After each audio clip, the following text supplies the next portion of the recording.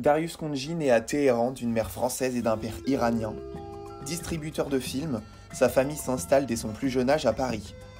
Enfant, il réalise déjà ses tout premiers courts-métrages en Super 8. À l'âge de 12 ans, il fut sorti d'une salle de cinéma, jugé trop jeune pour assister à la projection de King Kong. Darius Khondji a développé une passion pour les films d'horreur et notamment ceux de la Hammer. Un peu plus tard, c'est sa sœur qui lui fait découvrir des films de tous horizons et de toutes les époques, notamment le Johnny Guitar de Nicholas Ray. À partir de là, naît son désir de faire des films. Les écoles de cinéma françaises exigeant des compétences trop scientifiques pour un bachelier littéraire comme lui, il prit donc le chemin des États-Unis pour étudier le cinéma à la prestigieuse université d'UCLA à Los Angeles. Cependant, une étape à New York lui fit changer de destination. Il rentre donc à la New York University, où il aura comme professeur Ide Mooneygain, professeur de Martin Scorsese, passé par la même université auparavant. C'est influencé par la photographie de Greg Toland, chef opérateur de Citizen Kane, qu'il revient en France avec le diplôme de la New York University. Darius Khondji entame donc sa carrière en tant qu'opérateur et que chef opérateur sur des courts-métrages, avec par exemple, en 1989, Embrasse-moi.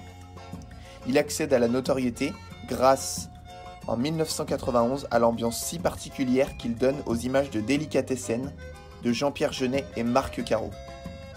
Il fait ensuite son entrée dans le cinéma international avec Prague de l'Écossais Ian Sellar.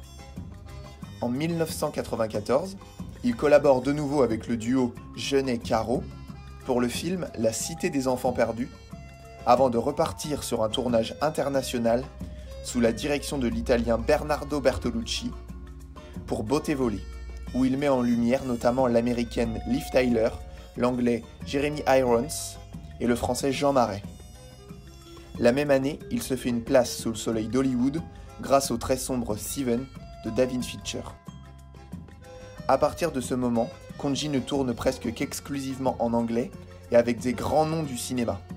Alan Parker dans le film Evita, Roman Polanski dans La 9e porte, Woody Allen pour Anything Else, Sidney Pollack l'interprète, Wong Kar-wai pour My Blubbery Nights. Il retravaillera aussi avec David Fincher sur le film Panic Room, Jean-Pierre Jeunet dans Alien la Résurrection, ainsi qu'une collaboration qu'il considère marquante par sa richesse avec l'américain James Gray sur le film The Immigrant, où il lui a fait confiance et laissé une grande liberté. Parlons maintenant des récompenses et des nominations obtenues par Darius Khondji. Donc, Darius Khondji a été nommé à plusieurs reprises dans sa carrière, et notamment en 1992 dans la catégorie meilleure photographie au César pour Délicatessen, un film de Jean-Pierre Jeunet et Marc Caro.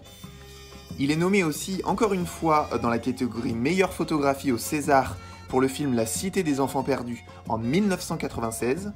En 1997, cette fois-ci, il est nommé aux Oscars dans la catégorie meilleure photographie pour Evita de Alan Parker.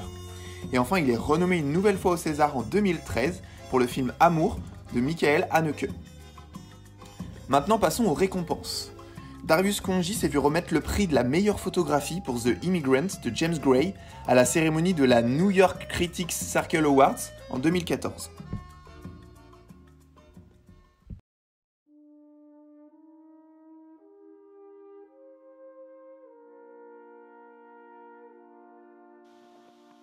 Darius Khondji n'a pas de style ou de signature personnelle sur tout le long de ses films. Il s'est toujours adapté au réalisateur avec lequel il tournait. Néanmoins, Khondji est reconnu mondialement pour son travail expérimental sur la pellicule.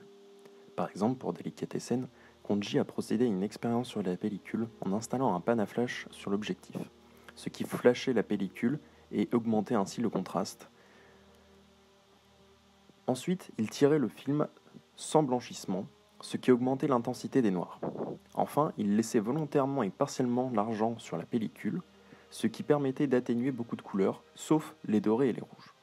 Pour la petite anecdote, la pellicule était tellement travaillée chimiquement que durant les premières projections du film, la pellicule prenait feu. Un an plus tard, Kodak créa une nouvelle pellicule appelée le French Gold en hommage au travail de Jeunet, Caro et Khondji sur Délicatessen. On retrouve souvent dans la filmographie de Khondji des couleurs prédominantes choisies à chaque fois par les réalisateurs, mais retravaillées de manière inédite par Darius Khondji. Par exemple, le rouge et le doré sur Delicatessen, le bleu et le vert sur La Cité des Enfants Perdus, ou Alien Resurrection, et l'orange prédominant sur Midnight in Paris. Pour Seven, Konji et Fincher décident de créer une atmosphère de film d'horreur, mais sans le côté gore et grotesque. Ils en feront donc quelque chose de sale, malaisant, en essayant toujours de suggérer une omniprésence littéralement poisseuse du mal. Pour ce faire, ils utiliseront des caméras Super 35 avec des objectifs sphériques leur permettant d'avoir moins de profondeur de champ que les objectifs anamorphiques classiques. Là encore, Konji appliquera sa méthode utilisée sur tous ses films, c'est-à-dire supprimer l'étape du blanchissement au moment du développement d'un négatif couleur, offrant ainsi des couleurs désaturées, des noirs plus profonds et des blancs laiteux, pour une image proche du noir et blanc. Il réutilisera cette méthode sur les films de James Gray, The Immigrant et The Lost City of Z. Durant tout le long de Seven, Konji éclairera de manière différente les scènes de crime. Par exemple, durant la découverte du meurtre Gourmandise, Konji dispersera dans la pièce un ensemble de panneaux de carton dans des endroits stratégiques du décor et autour, créant ainsi un halo flou permettant au spectateur de voir les silhouettes, à moitié plongées dans des zones opaques. Ces petits puits de lumière permettent également d'orienter l'œil du spectateur, le contraignant à regarder ce qu'il ne veut pas voir. La prise de risque et l'audace sont les deux mots qui qualifient le travail de Darius Khondji. Ces dernières années, ses travaux les plus remarqués sont ceux qu'il a fait aux côtés de James Gray sur The Immigrant and the Lost City of Z. Pour The Immigrant, James Gray et Darius Khondji se sont inspirés du travail de Francis Ford Coppola et de l'image de Gordon Willis sur Le Parrain 2 pour faire ce film.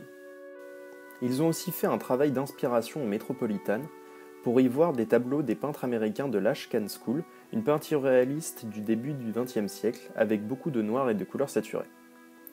Pour la technique, Khondji choisit de très vieilles séries d'optiques Cooke anamorphiques datant des années 60-70, choisies spécialement pour leur piqué et leur beauté dans les contrastes. Khondji utilisera encore sa technique favorite du flashage en couleur.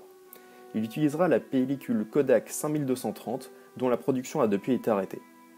Dotée d'une finesse incroyable, d'un très beau grain, elle était moins piquée et moins contrastée que les autres pellicules.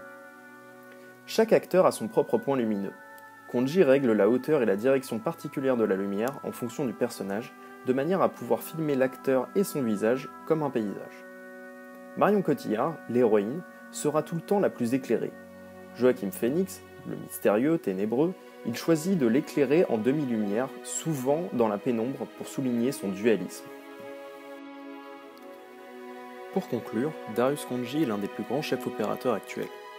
Il a collaboré avec des grands noms du cinéma international, pour ne citer que Jean-Pierre Jeunet, David Fincher, Woody Allen, Roman Polanski et James Gray. Sa technique de traitement de la pellicule lui vaudra le respect et l'admiration du cinéma mondial.